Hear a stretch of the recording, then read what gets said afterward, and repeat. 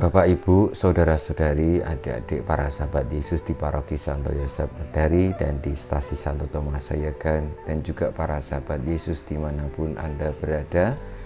Pada hari Senin tanggal 25 Januari tahun 2021, bersama dengan gereja kita merayakan pesta bertobatnya Santo Paulus. Marilah kembali kita belajar ilmu sejati untuk menguatkan iman kita, dan untuk dengan rendah hati sebagai ciptaan Allah kita mengikuti petunjuk-petunjuknya yang tertuang di dalam setiap sabdanya.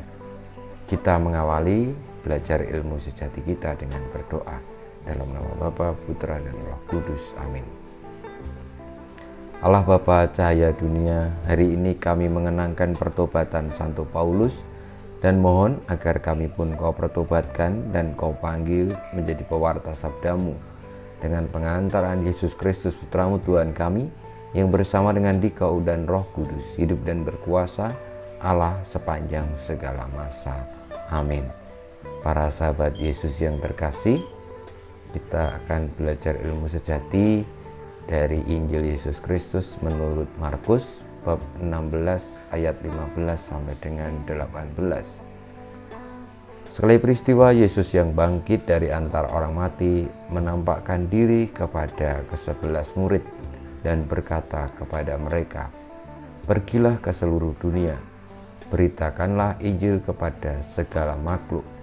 Siapa yang percaya dan dibaptis akan diselamatkan, tetapi siapa yang tidak percaya akan dihukum.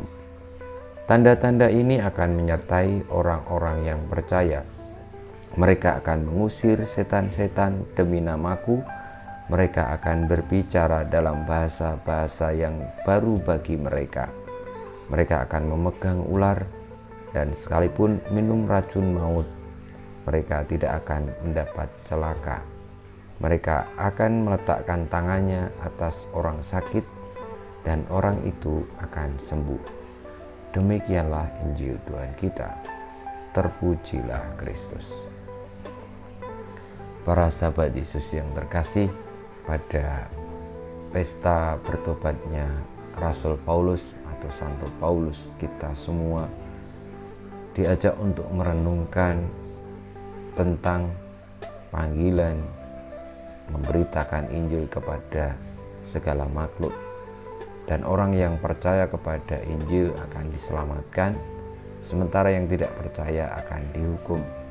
Dan orang-orang yang diselamatkan atau orang yang percaya itu ada tanda-tandanya, yakni ketika ia dilindungi oleh Allah dan membawa berkat kesembuhan bagi siapapun yang ditumpangi tangan atau yang didoakan atau yang dihadiri atau yang didatangi oleh orang-orang yang percaya.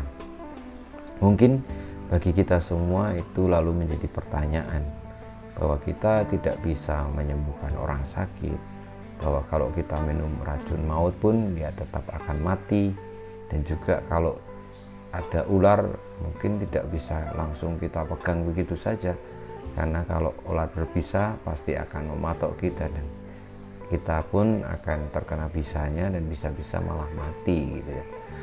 Lalu bagaimana? Apakah orang-orang yang tadi disebutkan di dalam sabda Tuhan itu memang benar-benar menjadi syarat atau tanda orang-orang yang percaya, sementara orang yang tidak bisa semua itu menjadi orang yang tidak percaya? Ya mungkin saja seperti itu yang dimaksud Tuhan Yesus. Namun saya merenungkan bahwa memang dalam hidup ini seringkali kita ingin mendapatkan segala macam kekuatan-kekuatan yang tadi disebutkan. Namun tanda orang percaya pertama-tama adalah hidupnya di dalam hadirat Tuhan. Artinya apa? Artinya kebahagiaan senantiasa dialami, dan orang-orang yang didatangi, yang lalu bersinggungan ataupun yang bersahabat, bersaudara dengan orang yang percaya akan mendapatkan segala macam perlindungan pula, berkat Tuhan pula.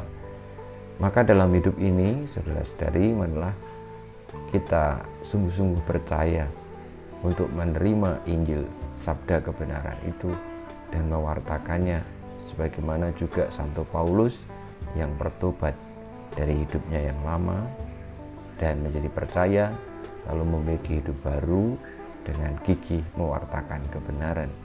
Meskipun akhirnya ia mati sebagai martir karena dipenggal, tetapi ia hidup sebagai orang yang percaya dan hidupnya tidak hanya untuk mencari semacam kehebatan-kehebatan yang tadi disebutkan, namun hidup di hadirat Allah itu akan membawa kepada apa yang disebutkan Tuhan Yesus tadi, bahwa itu memang nyata, sehingga tidak ada lagi yang menakutkan, tidak ada lagi yang mengkhawatirkan, dan juga seolah-olah kita harus memiliki segala macam kekuatan itu, padahal Tuhan telah memberikan yang lebih sekedar dari kekuatan-kekuatan itu.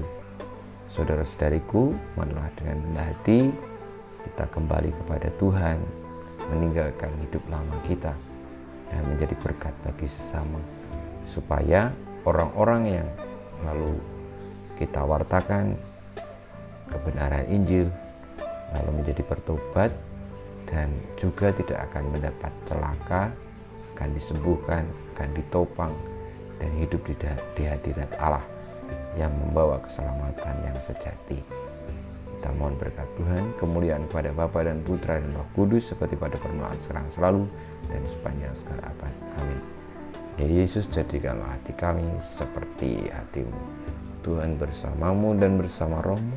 Kita semua hidup kita, perjuangan kita untuk senantiasa membangun sikap tobat dan mewartakan Injil kepada segala makhluk dalam seluruh perjalanan hidup kita, dan bagaimana kita mengikuti Tuhan sebagaimana Santo Paulus senantiasa dibimbing, dilindungi, diberkati Allah yang Maha Kuasa, Bapa dan Putra dan Roh Kudus.